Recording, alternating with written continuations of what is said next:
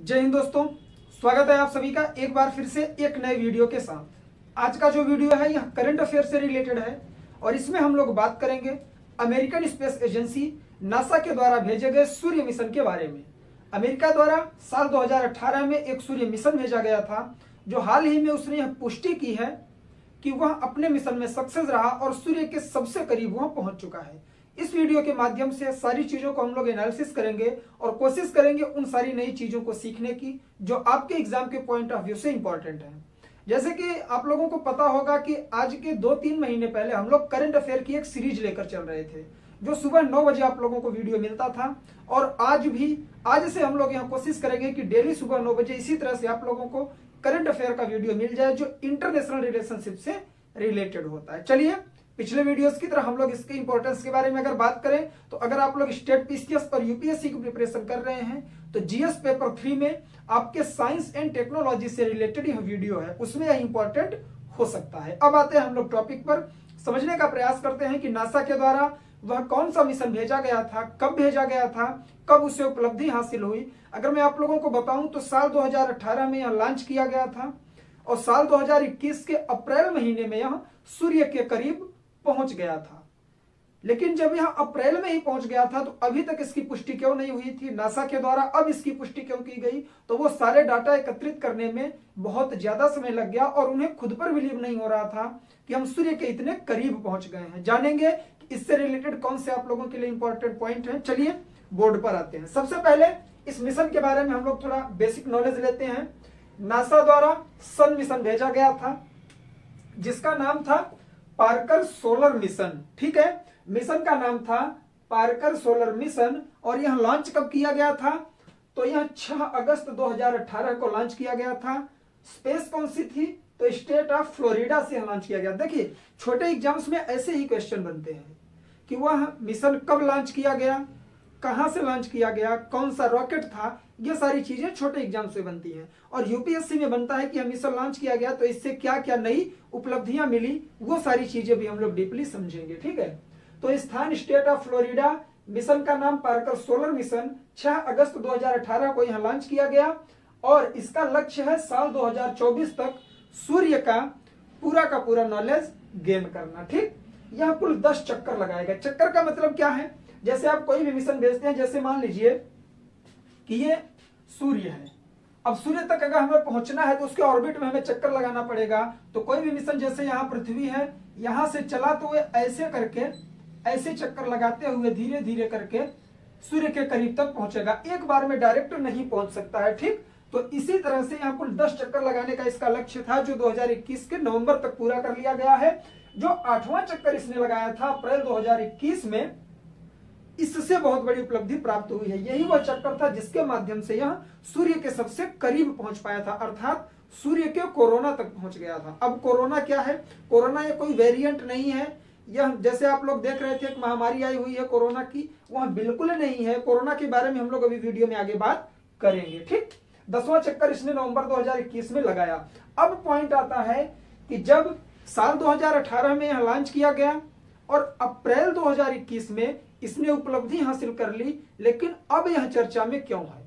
तो नासा के द्वारा पुष्टि करने में थोड़ा टाइम लगा, क्योंकि उन्हें, मैंने बताया आप लोगों को कि सूर्य के इतना करीब पहुंचना, उन्हें भी यह एक्सपेक्ट नहीं था कि वो इतना करीब पहुंच सकते हैं। ठीक, तो अप्रैल 2021 में अल्फ्वेन पॉइंट पार करके कोरोना तक पहुंच गया। अब बात देखिए, यूपीएससी के लिए प्रश्न यहीं से बनेगा, सूर्य का अल्फाबेट पॉइंट क्या है?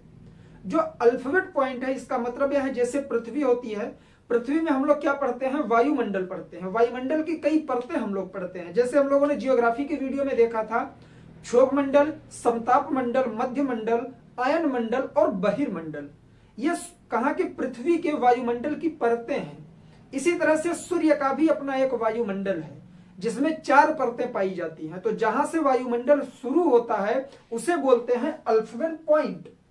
और इस वायुमंडल में कुल 4 परतें हैं। सबसे आंतरिक परत को कोर बोलते हैं, जो सूर्य का सेंटर होता है। उसके बाद होता है फोटोस्फीयर, उसके बाद होता है क्रोमोस्फीयर और सबसे बाहरी परत को बोलते हैं कोरोना। तो नासा द्वारा जो पार्कर सोलर मिशन भेजा गया है, यह सूर्य के कोरोना तक पहुंचा है। ठीक, वहां से बहुत सारी नई चीजें आप लोगों को मिलेंगी। ध्यान पूर्वक सुनिएगा, जितने साइंटिस्ट थे वो भी हैरान हो चुके हैं। देखिए कोरोना का जो टेम्परेचर है वह 2 मिलियन डिग्री फ़ारेनहाइट के करीब है, मतलब कि 20 लाख डिग्री फ़ारेनहाइट है यहाँ वहां का टेम्परेचर। तो आप लोग अंदाजा लगा सकते हैं कि टेम्परेचर सूर्य का कितना ज्यादा है। देखिए अब आपके माइंड में आएगा कि सर वह कौन सा ऐसा मिशन है या वह कौन सा पैनल भेजा गया है जो इतने भी टेम्परेचर में पिघल नहीं गया। तो मैं आप लोगों को बता दूं कि अमेरिका की जो स्पेस एजेंसी नासा है, साल 2050 से ही वह इस पर कार्य कर रही थी और सूर्य पर मिशन भेजने के लिए वह उत्सुक थी। जो उसने साल 2018 में किया तो 1950 से लेकर 2018 तक में उसे इतना स्ट्रांग बनाया गया, उस पर ऐसी ऐसी चीजें डाली गई हैं जिसकी वजह से वह कितने भी टेम्परेचर में पिघल नहीं सकता है। ठीक, तो यहां से नई चीज जो हमें सीखने के लिए मिली, जो सारे साइंटिस्ट को परेशान करके रख दी है, वह क्या है कि सूर्य के केंद्र से ज्यादा तापमान कोरोना में है। देखिए जैसे ये सूर्य हो गया, मैंने आप लोगों को बताया इसकी 4 परत है, 1 2 3 4। ये कौन सी है? ये कोरोना है, यह क्रोमोस्फियर है, और इसके बाद यह जो तीसरी परत है वह कौन सी है? फोटोस्फियर। और जो सबसे सेंटर में है सूर्य की, यह क्या है? तो यह है कोर। कोर का जो टेम्परेचर है वह सबसे ज्यादा होना चाहिए, लेकिन कोर के टेम्परेचर के मुताबिक जो यह कोरोना है इसका टेम्परेचर हाई है। इसका रीजन क्या है? क्योंकि सूर्य की जो लपटें उठती है, सूर्य की जो फ्लोवर होते हैं जिसे हम लोग सन फ्लेयर बोलते हैं, ठीक, जो लपटें उसकी निकलती हैं वह सूर्य के बाहर नहीं जाती हैं, फिर जाकर वह सूर्य पर ही वापस लौट आती हैं। इस वजह से कोरोना का जो टेम्परेचर है वह बहुत ज्यादा होता है। अब आप लोग कहेंगे सर आप बार बार कोरोना की बात कर रहे हैं, तो कोरोना है क्या?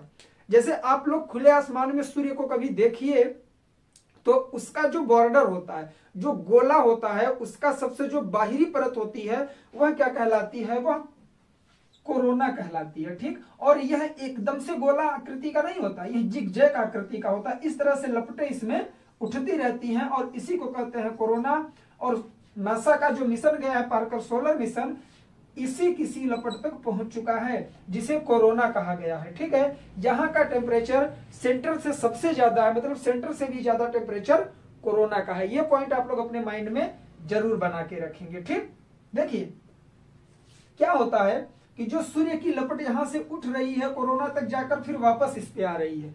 ध्यान से देखिएगा, लॉजिकल है। लेकिन कभी कभी क्या होता है कि यह जो लपट ऐसे यहां से निकली वो वापस नहीं आई, तो सीधे वह पृथ्वी की तरफ आने लगती है। ठीक, जब वह पृथ्वी की तरफ यह लपट आ रही है सन फ्लेयर, तो इसे हम लोग क्या बोलते हैं? इसे बोलते हैं सोलर विंड। ये चीज ध्यान से सुनिएगा आप लोग, क्योंकि यूपीएससी ऐसे ही क्वेश्चन आपकी प्रीलिम्स में भी बनाएगा और मेंस में भी बनाएगा। इंपॉर्टेंट टॉपिक लगा, इस वजह से मैं लेकर आया हूं। ठीक, देखिए सूर्य की जो लपट है, सूर्य की जो आग है जिससे प्रकाश मिलता है, क्योंकि ये बहुत ज्यादा गर्म है, तो जब यहां से उठती है तो ये कोरोना से सीधे वापस हो जाती है केंद्र में। लेकिन कुछ ऐसी लपटें होती हैं जो सीधे वहां से निकलकर पृथ्वी की तरफ गति कर देती हैं, अर्थात सूर्य के वायुमंडल से निकलकर वहां के एटमॉस्फेयर से बाहर निकल के पृथ्वी के एटमॉस्फेयर में प्रवेश कर जाती हैं। तो पृथ्वी का जो एटमॉस्फेयर है वह इसे रोकने में तो सक्षम नहीं हो पाता, लेकिन आगे चलकर इसे हम लोग क्या बोलते हैं? नॉर्डिक सन। फिर से समझिएगा, कंफ्यूज होंगे।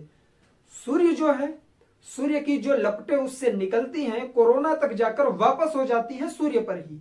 लेकिन कभी कभी ऐसा होता है कि सूर्य की जो लपटें निकली वह सीधे पृथ्वी की तरफ गति कर देती हैं, जिसे हम लोग क्या बोलते हैं? Solar wind.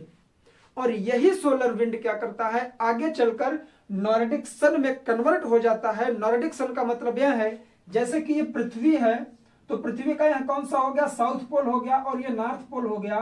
तो कभी कभी यह घटना देखने को मिलती है कि यहां पर बहुत ज्यादा ऐसे चमकीला प्रकाश दिखाई पड़ता है। ठीक, चाहे दिन हो या रात में, इसी तरह से चमकीला प्रकाश दिखाई पड़ता है, जिसे हम लोग नॉर्डिक सन बोलते हैं। तो अगर यूपीएससी प्रश्न बनाए कि नॉर्डिक सन या फिर उत्तरी और दक्षिणी ध्रुव पर जब चमकीला प्रकाश दिखाई पड़ता है, कई ज्यादा कलरों से मिक्स हुआ, कलरफुल जब वो लाइट में दिखाई पड़ती है, तो उसका रीजन क्या है? तो उसका सबसे बड़ा रीजन है सोलर विंड। सूर्य की वो लपटें जो उससे निकलकर पृथ्वी की ओर गति कर देती हैं और उसमें वापस नहीं जाती हैं, उसे हम लोग सोलर विंड बोलते हैं। और इसी सोलर विंड को जब पृथ्वी पर यह आती हैं तो यह साउथ पोल या फिर नॉर्थ पोल पर ही दिखाई पड़ती हैं और ये चमकीली होती हैं, कलरफुल होती हैं। इसे हम लोग बोलते हैं नॉर्डिक सूर्य। तो कितने पॉइंट आप लोगों ने सीखा? सबसे पहले अल्फवेन पॉइंट आपने समझा, जो सूर्य का एटमॉस्फेयर है उसका बॉर्डर। उसके बाद आपने समझा कि सूर्य के एटमॉस्फेयर में कुल 4 परतें हैं। कौन कौन सी? कोर, फोटोस्फीयर, क्रोमोस्फीयर और कोरोना। उसके बाद आप लोगों ने यह समझा कि सूर्य का जो टेम्परेचर होता है सबसे ज्यादा वह किस परत में होता है? तो वह कोरोना में होता है। कोरोना परत किसे कहते हैं? सूर्य की सबसे बाहरी परत जो आपको गोलाकार दिखाई देती है उसे हम लोग कोरोना बोलते हैं। ठीक, इतने पॉइंट आप लोगों ने सीखा। इसके बाद आप लोगों ने सीखा सोलर विंड के बारे में। सूर्य का टेम्परेचर ज्यादा होने का सबसे बड़ा रीजन क्या है? क्योंकि उसकी जो लपट गर्मी की उठती है वो फिर उसी पर वापस गिरती है, इस वजह से वह गर्म रहता है। लेकिन कभी कभी ऐसा होता है कि वह कोरोना को क्रॉस करके पृथ्वी की तरफ गति कर देता है, तो उसे हम लोग बोलते हैं सोलर विंड। और यही सोलर विंड पृथ्वी के साउथ और नॉर्थ पोल पर कभी कभी हमें दिखाई देती है, जो कलरफुल होती है, चमकीली होती है, जिसे हम लोग बोलते हैं नॉर्डिक सन। पॉइंट क्लियर हो गया होगा आप लोगों का, क्योंकि मैंने कई बार रिवाइज करवा दिया है। ठीक, तो ये इंपॉर्टेंट फैक्ट थे किससे रिलेटेड? आज के वीडियो में नासा के सूर्य मिशन से रिलेटेड। तो इसका ओवरव्यू क्या निकल के आया कि सूर्य के सबसे करीब नासा पहुंच चुका है और वह कोरोना परत तक पहुंचा है, जो सूर्य का सबसे बाहरी परत है। और 2024 तक इस मिशन का लक्ष्य रखा गया है और इसके सेंटर तक जाने की कोशिश की जाएगी। अगर सफल रहे तो बहुत बड़ी बात है, साइंटिस्ट को बहुत सारी अचीवमेंट इससे मिलने वाली है। ठीक, अब आपके माइंड में एक बात आएगी, सर क्या इंडिया के द्वारा कोई सोलर मिशन नहीं प्लान किया गया है? तो जी हाँ, इंडिया के द्वारा एक सोलर मिशन प्लान किया गया है जिसका नाम है आदित्य मिशन। ठीक, लेकिन वह इतने करीब नहीं जाएगा। देखिए, मैंने अभी आप लोगों को बताया क्या? Alfven point. अब मैं आप लोगों को बताने वाला हूं लैग्रांजे पॉइंट। कौन सा? लैग्रांजे पॉइंट। यह क्या है सर? देखिए, भारत जो मिशन भेज रहा है वह सूर्य के एटमॉस्फेयर में भी नहीं जाएगा, वह सिर्फ लैग्रांजे पॉइंट तक जाएगा। लैग्रांजे पॉइंट का मतलब यह है कि जैसे यह सूर्य हो गया और यह पृथ्वी हो गई, तो इन दोनों के बीच की जो जगह है वह लैग्रांजे पॉइंट कहलाती है। मतलब कि यहां पर पृथ्वी की भी जो गुरुत्वाकर्षण शक्ति है उतनी ही होगी और सूर्य की भी गुरुत्वाकर्षण शक्ति उतनी ही होगी।